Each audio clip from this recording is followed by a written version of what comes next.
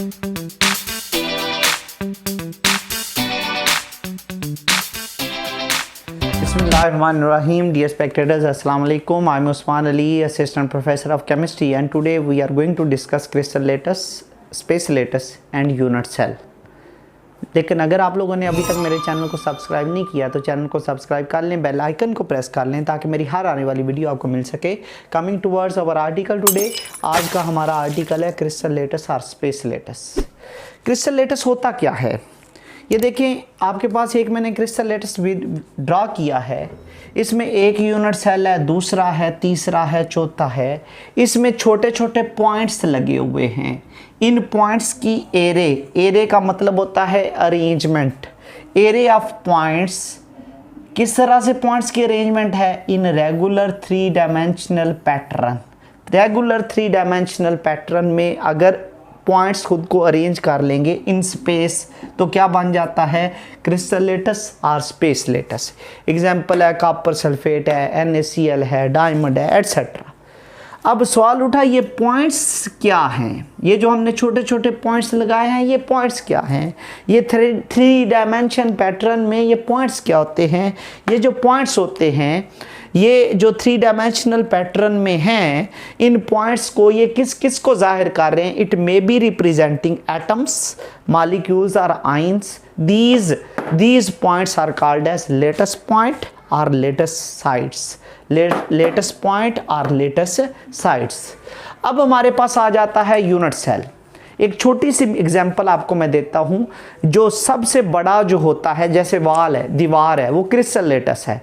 दीवार में जो छोटे से छोटा हिस्सा होता है वो क्या है, ब्रिक, ईंट है, उसको यूनिट सेल बोलते हैं। हम दीवार की चौड़ाई, ऊंचाई, लंबाई किससे पता चलते हैं, ईंट से पता करते हैं। ईंट ऐसे रख दो, वो 4 इंच की दीवार होती है, ऐसे रख दो 9 इंच की होती है। तो हम किस तरह से बताएंगे यूनिट सेल क्या है। यूनिट सेल जो है ये क्रिस्टल लेटिस का छोटे से छोटा हिस्सा होता है और जिसमें क्रिस्टलाइन सॉलिड की सारी प्रॉपर्टीज मौजूद होती हैं। It is smallest particle of crystalline solid which has all characteristic properties of crystalline solids. इसमें क्रिस्टलाइन सॉलिड्स की सारी प्रॉपर्टीज होंगी। अगर हम क्रिस्टलाइन सॉलिड को डिस्क्राइब करना चाहते हैं, बयान करना चाहते हैं, तो हमें यूनिट सेल को डिस्क्राइब करना पड़ेगा, स्टडी करना पड़ेगा। तो फिर हम क्रिस्टलाइन सॉलिड को भी स्टडी कर सकते हैं। तो यूनिट सेल को स्टडी करने के लिए उसकी 6 डायमेंशंस की ज़रूरत होती है।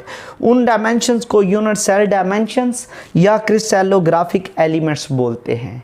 वो क्या हैं, वो हैं 3 एजेस ABC और 3 angles alpha, beta and gamma.